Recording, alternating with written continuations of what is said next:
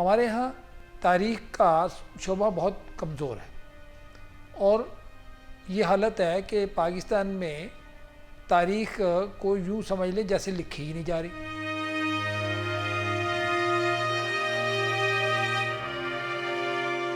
حضرت مجدد علی ثانی کے بارے میں پڑھاتے ہوئے مسلسل ایک بات پڑھائی جا رہی ہے کہ انہوں نے اکبری الہات کا خاتمہ کیا۔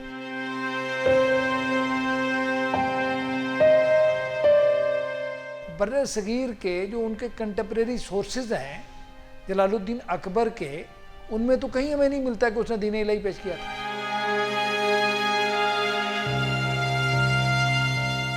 انگریزوں نے یہ ثابت کرنا تھا کہ مسلمان بڑے تنگ نظر ہیں۔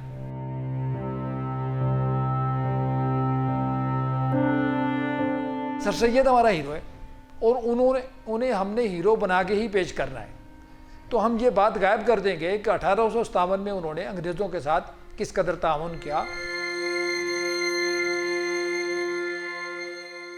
بسم اللہ والصلاۃ والسلام علی رسول اللہ۔ آج کی اس نشست میں ہمارا موضوع ہے مطالعہ پاکستان کا ایک مطالعہ۔ مطالعہ پاکستان کو جب ہم ایک تحقیقی یا تنقیدی نظر سے یا سوالیہ جذبوں سے ہم دیکھتے ہیں تو ہمیں بہت سارے سوالات کے جواب نہیں ملتے۔ پہلی بات تو یہ ہے کہ مطالعہ پاکستان میں پاکستان کا جغرافیہ ہے وہ تلاش کریں تو شاید نہ ملے یا بہت کم ملے۔ دوسرا یہ ہے کہ ہماری تاریخ جو اس جغرافیے کی ہے وہ مطالعہ پاکستان میں ڈھونڈنے سے بھی نہیں ملتی۔ اب وہاں کیا تاریخ ملتی ہے، یہ بڑا امپورٹنٹ سوال ہے۔ مثال کے طور پر انگریزوں کی آمد سے پہلے کے 2 چیپٹر مطالعہ پاکستان میں ہمیں ملتے ہیں۔ مثال کے طور پر ایک حضرت مجدد علی ثانی ہے اور دوسرے حضرت شاہ ولی اللہ رحمہ اللہ ہے۔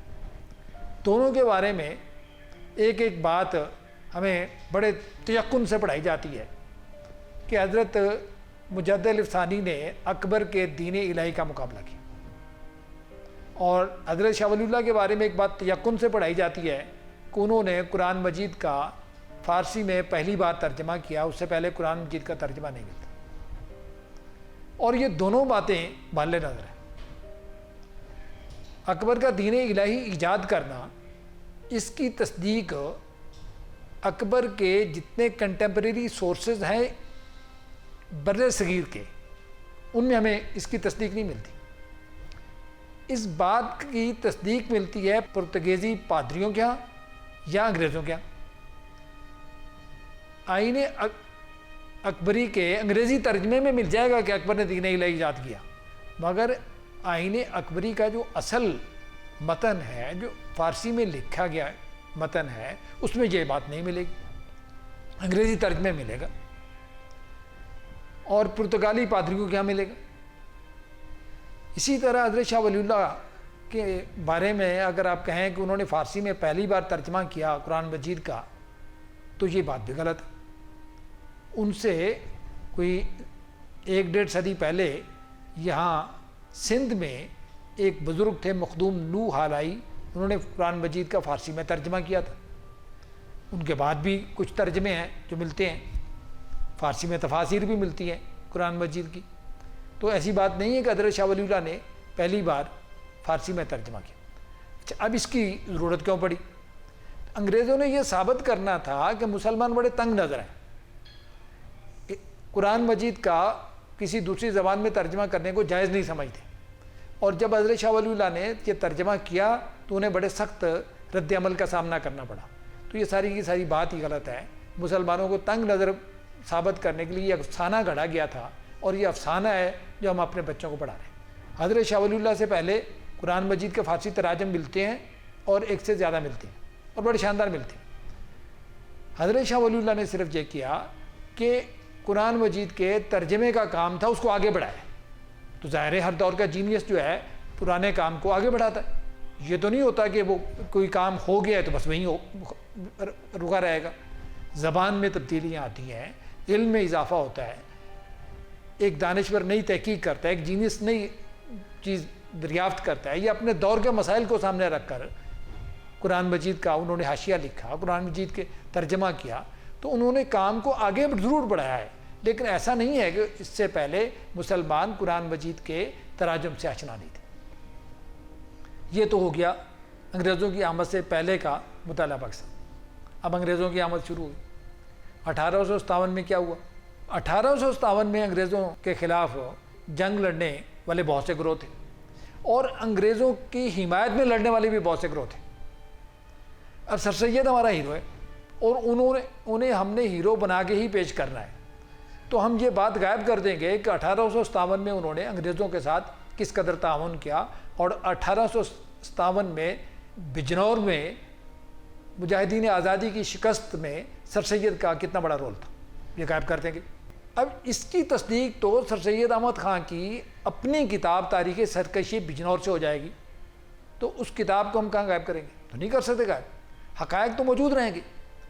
اب سر سید احمد خان کی کتاب تاریخ سرکشی بجنور ثابت کرتی ہے کہ سر سید احمد خان مجاہدین آزادی کے مقابلے میں انگریزوں کے ساتھ کھڑے تھے، مگر اس بات کو ہم گول مول کر کے پیش کریں گے تاکہ ہمارے بچے اس بات سے آشنا نہ ہو سکے۔ اب سر سید احمد خان نے انگریزی میں تعلیم دینا شروع کی۔ سر سید احمد خان انگریزی پڑھانا چاہتے تھے، اور علماء جو ہے وہ انگریزی پڑھانے کی راہ میں رکاوٹ بنے ہوئے تھے۔ یہ بڑا کمال کا ایک واقعہ تو نہیں ہے، اسے متھ کہہ لیں، یہ ایک اسطورہ بنا ہوا ہے بڑا کمال کا۔ ایک صاحب مجھے کہنے لگے کہ سر سید انگریزی پڑھانا چاہتے تھے اور علماء پڑھانا نہیں چاہتے تھے۔ میں نے کہا جب سر سید احمد خان فوت ہوئے ہیں تو لاہور سے پشاور تک کتنے کالج تھے؟ بھائی آپ تحقیق تو کریں، کالج تھے بھی یا نہیں، اسکول تھے بھی یا نہیں؟ جب اسکول کالج کھل گئے تو نہ عالم نہ غیر عالم کوئی بھی روک نہیں سکے پڑھنے سے۔ کون لوگ تھے جو تعلیم کی راہ میں رکاوٹ بنتے تھے یا بنے تھے، یہ تحقیق کرنے کی ضرورت ہے۔ حضرت شاہ عبدالعزیز رحمہ اللہ نے انگریزی پڑھنے کو جواز کا فتویٰ دیا تھا، تو یہ بھی ایک مت ہے، اسطورہ ہے، ہم لکھے جا رہے ہیں، پڑھے جا رہے ہیں، اس کی تصدیق نہیں ہو سکتی حالات سے۔ اور اگر ہوگی تو آپ کو ایسے بہت سارے علماء ملیں گے جو انگریزی پڑھنے کے حمایت میں تھے، مگر انگریزی تہذیب کی حمایت میں نہیں تھے۔ سر سید سے ان کی مخالفت انگریزی تہذیب کی وجہ سے تھی، انگریزی زبان سیکھنے کی وجہ سے نہیں تھی، یا سر سید کے اپنے نظریات کی وجہ سے تھی، علی گڑھ کالج کی وجہ سے نہیں تھی۔ اب 20ویں صدی آ جاتی ہے، جب مسلم لیگ بنتی ہے، تحریکیں چلتی ہیں، الیکشن ہوتے ہیں، اور 1947 میں ملک تقسیم ہوتا ہے اور پاکستان اور انڈیا دو ملک وجود میں آ جاتے ہیں۔ اس تحریک کے جو امپورٹنٹ واقعات ہیں ذرا وہ دیکھیں۔ منٹو مارلے اصلاحات ٹھیک ہے، مانڈی کو چمسفورڈ اصلاحات ٹھیک ہے، مسلم لیگ کا قیام ٹھیک ہے، لیکن اس سے آگے چلیں۔ اردو ہندی تنازع جو ہے وہ نہ پنجاب میں ہوا، نہ سندھ میں ہوا، نہ کے پی کے میں ہوا، وہ تو یو پی میں ہوا۔ تو یو پی میں پرابلم بنا اور پاکستان یہاں بنا، تو یہ کوئی ربط بنتا نہیں ہے۔ اب پاکستان بننے سے کیا یو پی میں اردو ہندی تنازع ختم ہو گیا؟ وہ تنازع تو ویسے ہی رہا، بلکہ ہندی ڈومینیٹ کر گئی تقسیم سے۔ ہندی ختم نہیں ہوئی، یہ ہندی کمزور نہیں پڑی، یا اردو کو پریولیج نہیں ملی، بلکہ اردو کے لیے پاکستان کا بننا جو ہے وہ انڈیا میں اس کی اردو اجنبی ہو کے رہے گی انڈیا میں۔ اب آگے چلیں، کانگریسی وزارتیں، تو بھائی کانگریسی وزارتیں اگر بنی ہیں تو وہ کے پی کے میں بنی ہیں، اور وہ مسلمانوں کی تھی۔ جہاں کی کانگریسی وزارتیں مسلمانوں کے لیے تکلیف دہ تھیں، وہ تو بمبے کی تھی، وہ یو پی کی تھی، وہ بہار کی تھی، وہ گجرات کی تھی۔ وہ بنگال میں تو کانگریسی وزارت نہ بنی تھی نہ بن سکتی تھی، پنجاب میں نہ بنی تھی نہ بن سکتی تھی، سندھ میں نہ بنی تھی نہ بن سکتی تھی۔ تو تھوڑا سا عرصہ خان بہادر اللہ بخش سومرو کی حکومت رہی، وہ نیشنلسٹ تھے، ایسا کانگریسی نہیں تھے، انہیں کسی حد تک آپ کانگریسی کہہ بھی لیں تو بھی ان کا کانگریسی ہونا مسلمانوں کے لیے تو کوئی پرابلم نہیں تھا۔ جیسے کے پی کے میں ڈاکٹر خان صاحب، ڈاکٹر عبدالغفار خان کا کانگریسی ہونا مسلمانوں کے لیے کسی طرح بھی نقصان کا باعث نہیں ہو سکتا تھا۔ اب میرا اگلا سوال یہ ہے کہ مطالعہ پاکستان کی پوری تاریخ میں جو پنجاب سے تعلق رکھنے والے حکمران تھے، یا قائدین تھے. سندھ سے تعلق رکھنے والے جو قائدین تھے یا حکمران تھے, کے پی کے سے تعلق رکھنے والے حکمران تھے یا قائدین تھے, وہ ہمیں اپنے مطالعہ پاکستان کی تاریخ میں کہیں نظر نہیں آتے. ان کو مطالعہ پاکستان میں واپس لانا ہماری ضرورت ہے. پھر تحریکات جو آزادی کے سلسلے میں چلی, مسلمانوں کی جو پارٹیاں بنی, آرار ہے, خاکسار ہے, جمعیت علماء ہند ہے, یہ کہیں موجود نظر نہیں آتی. پھر یونینسٹ پارٹی, اس میں مسلمانوں کی ایک ڈومینیشن تھی.